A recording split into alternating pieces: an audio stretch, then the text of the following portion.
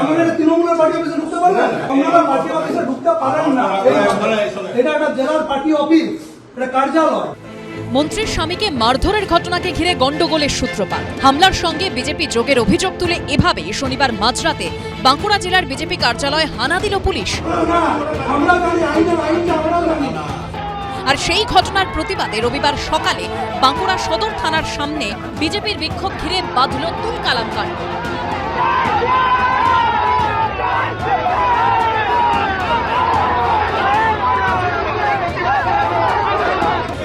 শুক্রবার সন্ধেবেলা স্থানীয় বাজারে মুদিখানার জিনিস কিনতে গেছিলেন তৃণমূল নেত্রী ও খাদ্য প্রতিমন্ত্রী জ্যোৎস্না মান্ডির স্বামী। ভরা বাজারে মন্ত্রীর স্বামীকে বেধড়ক মারধরের অভিযোগ ওঠে বিজেপির একাংশের বিরুদ্ধে। মারের চোটে স্বামী তুহিন মান্ডির হাত ও পিঠে গুরুতর চোট লেগেছে বলে দাবি করেন মন্ত্রী জ্যোৎস্না মান্ডি। বিজেপি আশ্রিত কিছু গুন্ডা বাজারটাতে ওরা প্রতিনিয়ত থাকে, ওরা লাঠি সোটা রড নিয়েছিল। আমার হাজবেন্ড যখন যায় বাজারটার মাঝখান দিয়ে, তখন ওরা সবাই মিলে আমার হাজবেন্ডের উপর চড়াও হয়। অভিযোগ, এরপরই শনিবার রাত 2টোর সময় বাঁকুড়ায় বিজেপির জেলা পার্টি অফিসে তালা ভেঙে ভিতরে ঢুকে ভাঙচুর চালায় পুলিশ। পুলিশের সঙ্গে তর্কাতর্কিতে জড়িয়ে পড়েন জেলা বিজেপি নেতৃত্বের একাংশ। পুলিশের লাঠিতে জ্যোৎস্না মান্ডির হাজবেন্ড আহত হয়েছে, তা সত্ত্বেও বিজেপি কর্মীদের নামে আমরা কেস করেছি।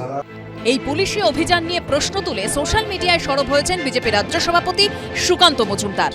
বাঁকুড়াতে আমাদের বিজেপি পার্টি অফিসে যেভাবে তালা ভেঙে ঢোকা হয়েছে, যে আইসি ঢুকেছে, যে থানা ঢুকেছে, তার বিরুদ্ধে আমরা আইনগত ব্যবস্থা নেব।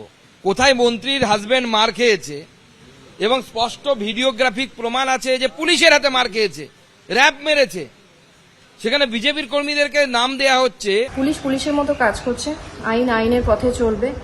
পুলিশ যখন কোনো অপরাধীকে ধরতে যাবে কি ঢাকঢোল পিটিয়ে যাবে? যদি সৎসাহস থাকে তো পুলিশ প্রশাসনকে সহযোগিতা করুক। যদিও পুলিশ সূত্রে দাবি করা হয়েছে অভিযুক্তরা বিজেপি অফিসে লুকিয়ে আছে জানতে পেরেই অভিযান চালানো হয়, কোনো ভাঙচুর করা হয়নি।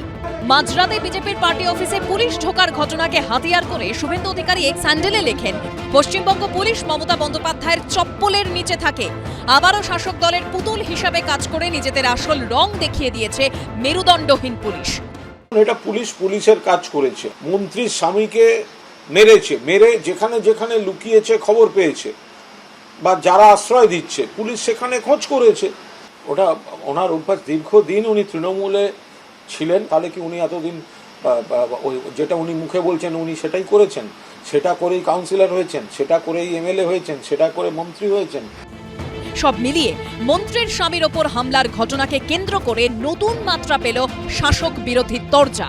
পূর্ণেন্দু সিংহ ও অনির্বাণ বিশ্বাসের রিপোর্ট, এবিপি আনন্দ।